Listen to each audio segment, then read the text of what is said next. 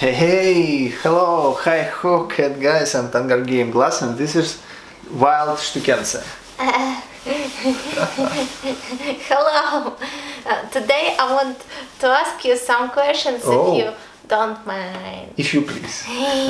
Okay. So, I have a question about roguelike game. Oh, roguelikes? Is it a game with a lot of rogues? You like rogues? Rogues, yes, I like rogues in World of Warcraft, for instance. I like to be rogue. Oh, you like to be rogue in World of Warcraft. So roguelikes, actually, it's a genre which has several points. First, it's a random generation, random level generation, random environment generation, and it's really true randomness, not like, for example, in Diablo, Diablo 2, Diablo 3, because games like Diablo, they made these all maps, they generated from puzzle, like a puzzle from pieces of a big piece of map. So and in roguelikes it's truly random generated levels, and also what's interesting that this randomness in roguelikes, it's sometimes quite wicked, sometimes quite deadly. So second point in roguelikes games, it's actually permadeath. So if your character would die, it would be permanent death, so you can't continue to play with him. You need to create a new one. So this randomness, sometimes it's very weird and you need to find solution how not to die in really hard situations. And actually roguelike games, it's the games which try to kill you every second. It's very hardcore games. It's very interesting games because you need to survive. And third important point, first one it's random, second one permadeath, and third important point it's your character could do everything. I mean, степень свободы, level of freedom of your character, of your actions. You could take items, you could break them, you could throw any item which you found, something like this. So actually in roguelike games you have more possibilities to act with environment than in modern RPG games, than in modern MMORPG games, MMORPG games. So actually roguelikes games, they give you this unique feeling that you really the character, that you are the character. So this every time everything random. When you start to play again, why roguelike games they has this permadeath system? Why? Because it's part of game learning curve. So you learn how to play, you learn about the game while you die. In other games, in other RPG games or online RPG games, you actually learn how to play by just going through quests, something like this. And in roguelike games, you learn how to survive while you die. It's just how it is, because roguelike game, this game, it's very hostile to player. I mean, everything in this game trying to kill you in very interesting different ways, and you can't expect the same situation. Every situation would be new. It's the most interesting thing for me in roguelike games. It's very different situations which you find again and again, because this random gameplay, this big huge possibilities to interact with the environment, it gives you this feeling of uniqueness of gameplay. I see. And what is the main difference between a roguelike game and Pac-Man? Yes, it's a very good question actually, because you know, roguelike games, they appeared almost like a Pac-Man very long time ago. I mean, in 70s.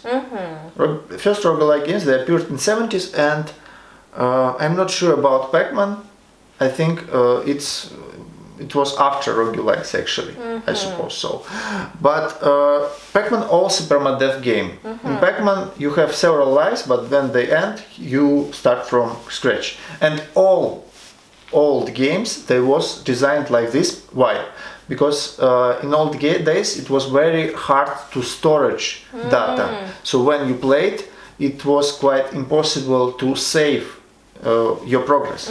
That's why all early games they was based at permadeath basis, permadeath system. So what I want to tell you, it's a very great question actually, because roguelike games they started their way at 70s. You know, almost 50 years, almost half of century, these games they polished like prestigious games. They polished, and some of these games which appeared 30-40 years ago, they still exist, they still maintained. For example, NetHack. I think you heard about this game. This game it's more than 30 years, and this game it's just possessed. Older than me. Yeah, it's possessed of huge amount, very different. It's just huge world of possibilities. What could happen to you, what you could do, what you could see, and every time when you play this game it would be new experience. So why? Because this game it has very big history. This game it's based at previous versions of NetHack was Hack, and before Hack there was Rogue.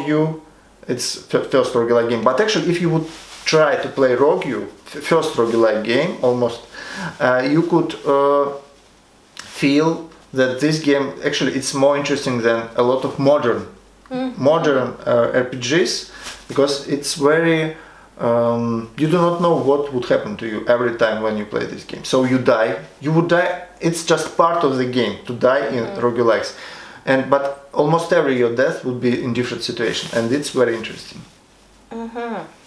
I see. So what is the difference between roguelike and Pac-Man? You said the permadeath and the permadeath, and world change every time, and their world change every time. I'm not sure that Pac-Man has different level layouts, but it's not the different. I mean, in Pac-Man you could just move your Pac-Man to different places. So your level of freedom in this game is to move your character this way, this way, this way, this way, to run from someone or to take cherries. That's it. So in roguelike games you have very wide possibilities of your character. You could learn a lot of different magic. For example, you could find a lot of different items and you could use them differently, very differently, sometimes. So it's more like World of Warcraft, roguelike games. I'll call World of Warcraft, you know, all modern RPG games, all modern MMORPG games, online RPG games, they come from ideas which was at roguelikes. So roguelikes, it's actually ancestors of all RPG games. I see. And yeah, Warcraft has a lot of from roguelikes, but actually Warcraft doesn't have anything random except loot generation, and I played in World of Warcraft a lot of time. I played from 2004 and I still play sometime. And you know, in World of Warcraft everything quite obvious. After you play some time, your learning curve in this game would be quite how to be horizontal. In World of Warcraft it's hard to be surprised. And when you play in roguelike game you will be surprised every time almost. And it's the point. So it's very interesting. Let's try it maybe. Yeah. Okay. Why are we talking too much? Okay, I think you need to try roguelike game. I think what to recommend to you. And what you will recommend to me? For example, recently I tried Tales of Mudge Ale. It's kind of interesting, nice roguelike game because it has very friendly interface actually. So it's very easy to understand what to do. Maybe this game, but also I think NetHack. You have to try NetHack because it has so deep gameplay, just deep. Because it's just endless. You know, this rabbit hole in Alice in Wonderland. It's just it's endless hole. This gameplay in NetHack. So yeah, you could think a lot of roguelike games around. So we could choose something for you. Okay, thank you very much for your answers, and please let us know in the comments down below which roguelike game you try first. Yeah, guys, please tell us your roguelike story. We'll be waiting for it. See you in next video. Bye.